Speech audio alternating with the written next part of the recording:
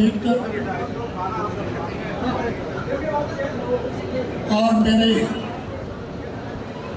वह पूज्य आचार्य जो मेरे बच्चा आचार्य भी रहे,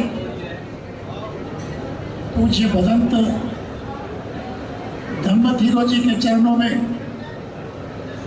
सादर नमन करते हुए मंच पर उपस्थित अखिल भारतीय भिक्षु संघ के राष्ट्रीय अध्यक्ष भंते आनंद, मंच पर बैठे हुए सभी भिक्षु वस्त्रामेर, सामने बैठे हुए सभी उपासक और उपासिकाएं, वर्णन में उनके बच्चे, यहाँ पर सुबह से ही सब अपनी अपनी बात कहने में लगे हुए हैं, लेकिन इस कार्यक्रम का जो मुख्य उद्देश्य है वह है पूज्य भदंत धम्मधीरो जी की 14वीं पुण्य स्मृति में जो कार्यक्रम उन्हें आदरांजलि के रूप में आयोजित किया गया है, उनके किए हुए कार्यों को याद करने और उनके संदेशों को आप लोगों तक पहुंचाने के उद्देश्य से ये कार्यक्रम रखा है।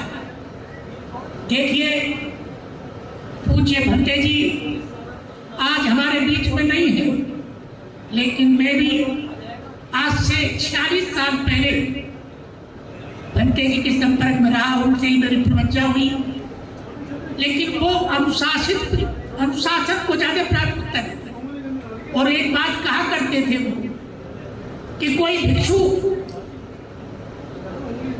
इस समाज का मार्गदर्शक जब ही बन सकता है कि जब वो अनुशासित जीवन जिए। दूसरा एक बात को यह भी कहा करते थे कि कोई भी भिक्षु समाज को अच्छी प्रेरणा जब ही दे सकता है कि जब वो पुस्तकों का अध्ययन करे, महापुरुषों के दिए हुए संदेशों को सुने और उन महापुरुषों के प्रति आदर और सम्मान का भाव रखे, तभी वो समाज के लिए कुछ दे सकता है। भंते जी एक बात भी कहा करते थे, उन्होंने एक पुस्तक भी लिखी थी मानवता के हित में, उसमें उन्होंने लिखा कि भिक्षु एक समाज का सेवक होता है, भिक्षु समाज का दिया हुआ अन्न खाता है, तो भिक्षु का दायित्व बनता है कि वो समाज के उत्थान के लिए, समाज को उन्नति और प्रगति के पथ पर ले जाने के लिए, समाज को बुराइयों से बचाने के लिए, समाज के जीवन में पवित्रता स्थापित करने के लिए भिक्षु को काम करना चाहिए। भंते जी एक बात और कहा करते थे, उन्होंने अपनी पुस्तक में भी लिखा कि तथागत बुद्ध ने 3 बातें कही हैं। इस संसार में 3 तरह के दानी होते हैं और 3 तरह के लोग दान लेने वाले होते हैं, और दान भी 3 प्रकार का होता है। तो दान 3 प्रकार का कौन सा होता है? एक होता है अमिष दान, एक होता है अभय दान, एक होता है धर्म दान।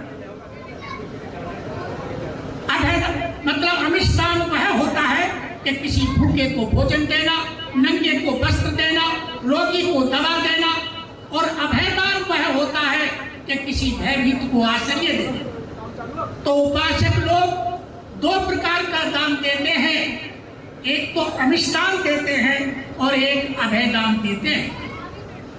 भिक्षु समाज को धम्म का दान देता है।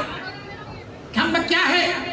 किसी गलत रास्ते पर गए हुए व्यक्ति को उस गलत रास्ते से बचा करके ऐसे मार्ग पर आरूढ़ कर देना जिस मार्ग पर चल करके वो अपने दुखों का निदान कर ले, ऐसे मार्ग पर आरूढ़ कर देना ही धम्म का दान है। तो तथागत ने कहा सब दान में जिनाती धम्म दान, सारे दानों से बढ़ करके धम्म का दान होता है। दान देने वाले 3 प्रकार के होते हैं। एक होता है दान दास, एक होता है दान साह, एक होता है दानपति।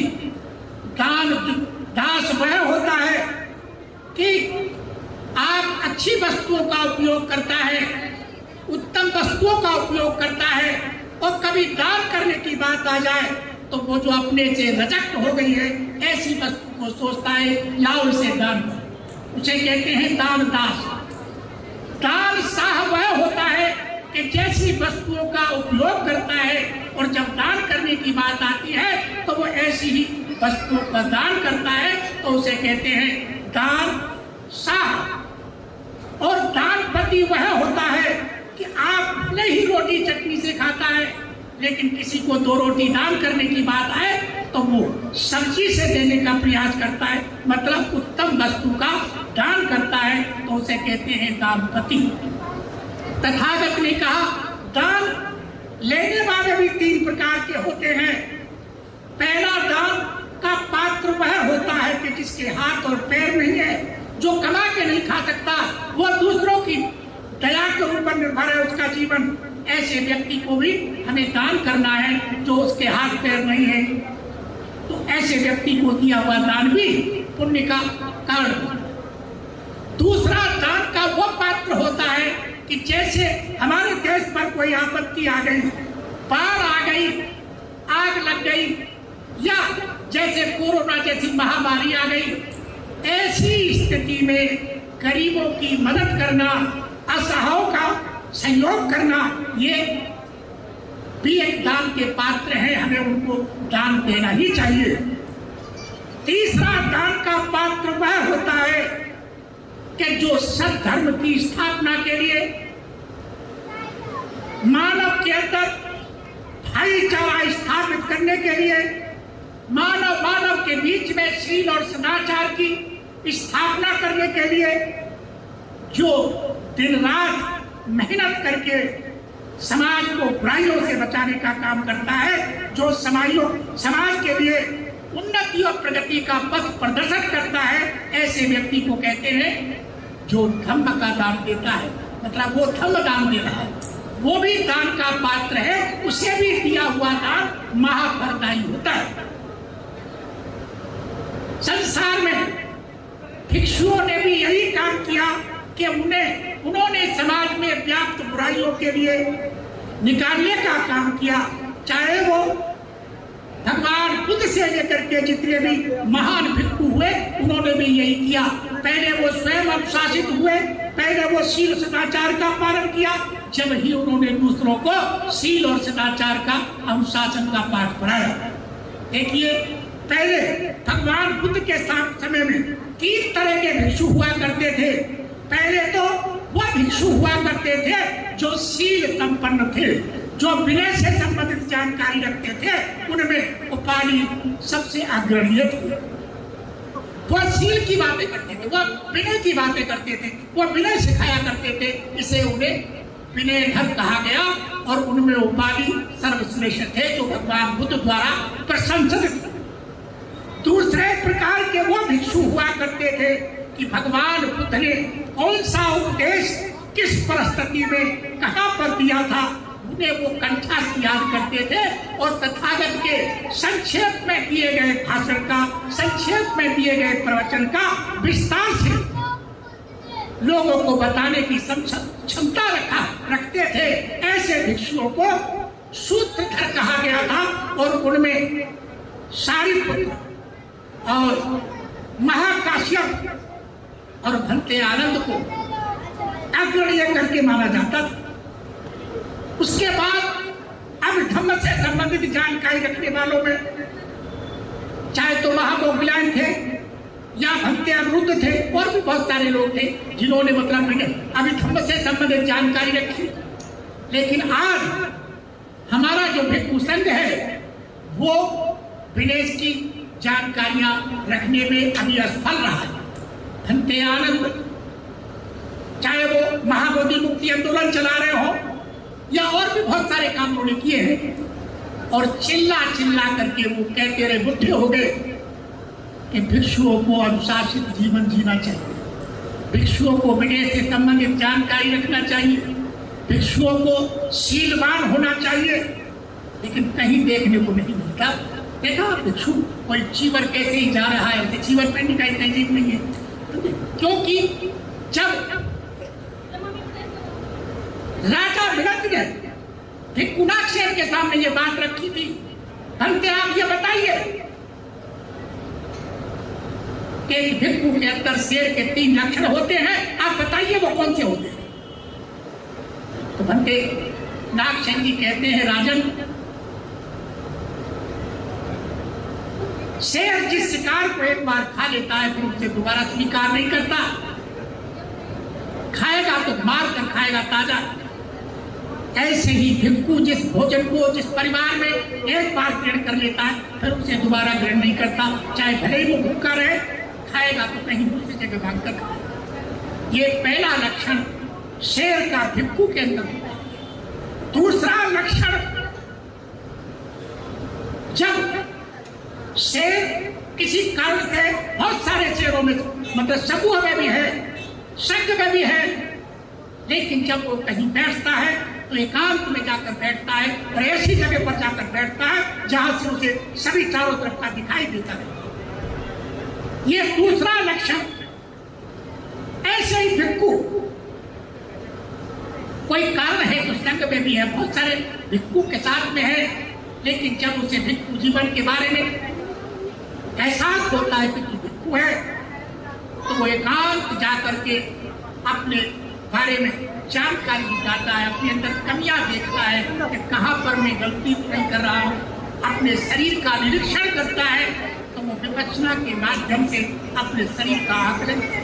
ये दूसरा लक्षण शेर का भिक्षु के अंदर। तीसरा लक्षण, शेर जब मार्ग में चलता है तो छोटे मोटे जो जीव होते हैं, छोटे मोटे प्राणी होते हैं, सब भयभीत हो जाते हैं कि शेर हो रहा जा रहा है और वो रास्ता अपने आप बना देता। ऐसे ही भिक्षु जब मार्ग में चलता है तो अपने को चीवर परमंडल करते हुए, परमंडल चीवर ओढ़ते हुए, अपने को अनुशासित करते हुए, अपनी इंद्रियों को अनुशासित करते हुए, प्रज्ञा रूपी प्रदीप प्रज्वलित करते हुए मार्ग में चलता है तो उसे देखने वाले भी बड़े प्रभावित होते हैं, भिक्षु जा रहा है। सभी लोग नतमस्तक होकर के उन्हें अभिवादन करते हैं। भिक्षु का ये तीसरा, शेर का ये तीसरा लक्षण भिक्षु के अंदर होता है। देखिए, मैं भक्ते आनंद जी बैठे हुए हैं और भी यहाँ पर भक्ते लोग बैठे हैं। मैं आप लोगों से ये निवेदन करता हूँ, इस तरह से कब तक चलता रहेगा। भगवान बुद्ध ने भिक्षु 5 ही तैयार किए थे जो सारनाथ की पावन भूमि पर उन्होंने तैयार किए, और ये कहा था भले ही हम 5 हो लेकिन अनुशासित हो, 5 हो लेकिन हम विद्वान हो, 5 हो लेकिन हम शीलवान हो, लेकिन हम ऐसा स्थापित नहीं कर पा रहे हैं। देखिए, बाबा साहब डॉक्टर अम्बेडकर ने कहा कि हमें भीड़ की तरफ नहीं जाना है। ग्वालिया एक होता है, ढोर बहुत सारे होते हैं, एक ही ग्वालिया सारे ढोरों को डंडा लेकर के घेरे पड़ता है। इसलिए हमको भिक्षु भी चाहिए तो ऐसा चाहिए जो पढ़ा लिखा हो, भिक्षु चाहिए ऐसा हो जो अनुशासित हो, भिक्षु ऐसा चाहिए जो शीलवान हो, और भिक्षु ऐसा चाहिए जो समाज को मार्गदर्शन कर सके, समाज का नेतृत्व कर सके, तब तो ठीक है। लेकिन ऐसा जैसा पढ़ने को मिलता है किताब, शंकराचार्य ने भिक्षुओं को पराजित कर दिया, तो ऐसे ही लोगों को पराजित कर दिया होगा कि जो अपना पेट पालने के लिए चीवर पहन लिया है और मतलब वो अपना पेट पालते हैं, उन्हें न धर्म से मतलब है न समाज से मतलब है। देखिए, सम्राट अशोक के शासनकाल में भी ऐसा ही हुआ। जब राजा बुद्धिज्म से प्रभावित होकर के धर्म में दीक्षित हुआ तो भिक्षुओं के प्रति राजा और उनकी प्रजा का बहुत बड़ा स्नेह और प्यार भिक्षुओं के प्रति उमड़ पड़ा। तो इस देश का वो ब्राह्मणवाद जो भिक्षुओं की सम्मान को देख करके अपने को बर्दाश्त नहीं कर सका और वो भी भिक्षु संघ में शामिल हो गया, और वो भिक्षु संघ में शामिल होकर के उसने अनैतिक काम वहां भी शुरू कर दिए और भिक्षु संघ में भी वो अनैतिकता बढ़ती चली गई, और अंत में महाराजा सम्राट अशोक को उस पर एक्शन लेना पड़ा और एक्शन लेकर के भिक्षुओं का परीक्षण हुआ तो उसमें 80% भिक्षुओं के कपड़े उतार दिए गए थे और क्या तुम भिक्षु लायक नहीं। देखिए आज मैं भक्ति आनंद जी से निवेदन करता हूं कि हम भिक्षु संघ को अनुशासित रहने की प्रेरणा दें, भिक्षु संघ को अनुशासित जीवन जीने का मार्ग प्रशस्त करें, क्योंकि अनुशासित होगा जब ही वह दूसरों को आकर्षित कर सकता है, वह दूसरों को प्रेरणा का कारण बन सकता है। लेकिन मान लीजिए हम ऐसा करते रहेंगे जैसा आप चल रहा है, इसका कोई लाभ नहीं मिल सकेगा। तो मैं देखिए भक्ति आनंद जी से भी निवेदन कर रहा हूँ, 5 अक्टूबर 2022 को बुलंदशहर में 10 दिवसीय श्रामणेर धम्म दीक्षा का कार्यक्रम होगा। उसमें भिक्षु और उपासक उपासिकाएं श्रामणेरों के लिए विनय प्रशिक्षण का भी कार्यक्रम रखा गया है जो 10 दिन तक चलेगा। उसमें आप सभी लोगों से अनुरोध है कि आप लोग भी आइए और विनय से संबंधित जानकारी हासिल कीजिए। जब तक आप विनय को नहीं समझ पाएंगे तो धर्म को भी नहीं समझ पाएंगे, और जब धर्म को नहीं समझ पाएंगे तो जो लाभ आपको मिलना चाहिए था वो लाभ नहीं मिलेगा, और जो परिणाम आने चाहिए वो परिणाम भी नहीं आएंगे। केवल जय भीम कर लेने मात्र से काम नहीं चलने वाला है, इसलिए हमें धर्म को धारण करना पड़ेगा। जब धर्म धारण करेंगे तो हमें उसका लाभ मिलेगा, और जब लाभ मिलेगा तो जो परिणाम आना चाहिए वो परिणाम आएगा। तो मैं इन्हीं बातों के साथ अपनी बात समाप्त करता हूँ।